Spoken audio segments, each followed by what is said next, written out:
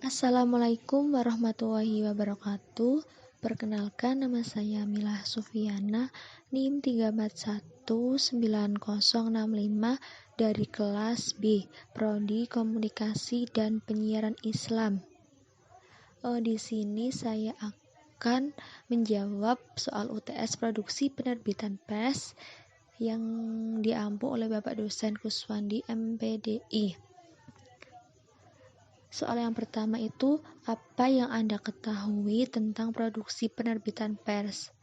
Penerbitan pers yang biasa disebut media cetak adalah perusahaan pers yang dalam menyajikan informasinya melewati usaha percetakan atau print-out pers dalam arti luas yang mencakup media elektronik seperti radio, televisi, film, dan internet.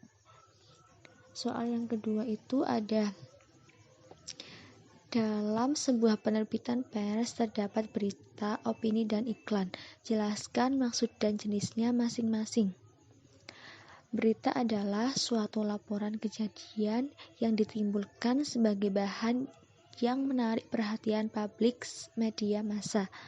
Jenis-jenis berita sendiri ada 4, yaitu berita langsung atau static news, pengungkapan berita atau explanatory news, pengembangan berita atau depth news, dan kerangka khas atau feature. Yang kedua itu ada opini. Opini sendiri adalah pendapat, pandangan, atau pemikiran lain dari masyarakat luas untuk menggapai atau membahas suatu permasalahan yang dimuat dalam penerbitan pers. Jenis-jenis opini yaitu opini individual, pribadi, kelompok, minoritas, mayoritas, massa, dan opini umum. Yang ketiga itu ada iklan. Iklan sendiri adalah kegiatan memasok penghasilan bagi perusahaan penerbitan pers dengan menjual kolom-kolom yang ada pada surat kabar dalam bentuk advertensi atau advertising. Jenis-jenis iklan sendiri itu ada iklan media cetak, iklan radio, iklan televisi, dan lain-lain. Soal yang ketiga ada, apa yang Anda ketahui pers tradisional dan pers online? Perbedaan dan persamaannya bagaimana? Baik di media massa lama maupun media massa baru, keduanya memiliki persamaan. Persamaannya itu ada mendistribusikan informasi kepada khalayak, pesan yang disampaikan sifatnya umum, adanya fungsi informasi pendidikan, adanya hubungan saling mempengaruhi, kemudian berdampak pada pengetahuan, persepsi, dan sikap orang-orang, memainkan peran dalam transmisi sikap serta kepercayaan. Perbedaannya itu ada kapasitas luas, halaman web bisa menampung naskah yang panjang, kemudian pemuatan dan editing naskah bisa kapan saja dan di mana saja, jadwal terbit bisa kapan saja, setiap saat, cepat begitu.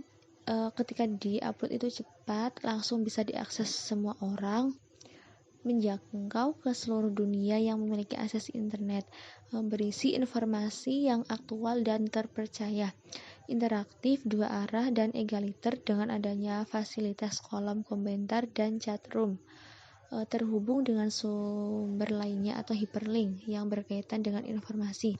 Soal yang keempat itu ada, di bidang departemen redaksi terdapat beberapa struktur. Jelaskan dan maksudnya itu jelaskan masing-masing dari tugasnya.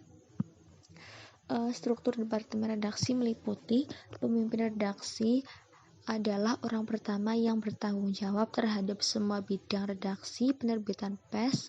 Tugas utama pemimpin redaksi sendiri adalah mengembalikan kegiatan keredaksian di perusahaan yang meliputi penyajian berita, penentuan liputan, pencarian fokus berita, penentuan topik, dan sebagainya. Yang kedua itu ada sekretaris redaksi. Sekretaris redaksi adalah pembantu pimpinan redaksi dalam hal administrasi keredaksian, misalnya menerima surat-surat dari luar menyangkut redaksi, membuat surat menyurat. Yang ketiga itu ada redaktur pelaksana. Redaktur pelaksana sendiri jabatan yang dibentuk untuk membantu pemimpin redaksi dalam melakukan tugas-tugas keredaksian. Yang kelima itu ada redaktur editor, bertanggung jawab terhadap isi halaman majalah atau surat kabar. Tugas dari redaktur adalah menerima bahan berita, baik itu dari kantor berita, wartawan, koresponden, atau bahkan press release dari lembaga perusahaan swasta atau instansi lainnya. Yang terakhir itu ada wartawan. Wartawan adalah orang yang bertugas mencari, mengolah, dan mengumpulkan informasi menjadi berita untuk disiarkan melalui media massa. Soal yang terakhir itu, di tengah perkembangan teknologi informasi yang pesat, pers mengalami disrupsi. Bagaimana menurut Anda agar pers tetap eksis dan dapat diterima dengan baik oleh publik?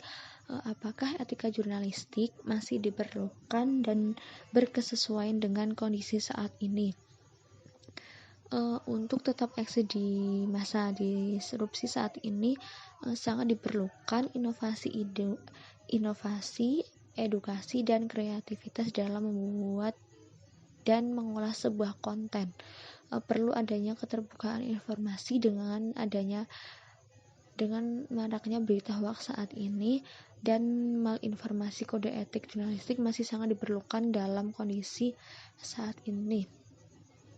Dan sebagai seorang jurnalis harus menulis berita sesuai dengan fakta yang sedang terjadi saat ini di sekitar kita guna mencegah penyebaran berita hoaks. Terima kasih. Itu saja soal dan jawaban yang bisa saya sampaikan. Apabila ada kata-kata yang kurang berkenan ataupun jawaban yang salah, mohon dimaafkan. Sekian, wassalamualaikum warahmatullahi wabarakatuh.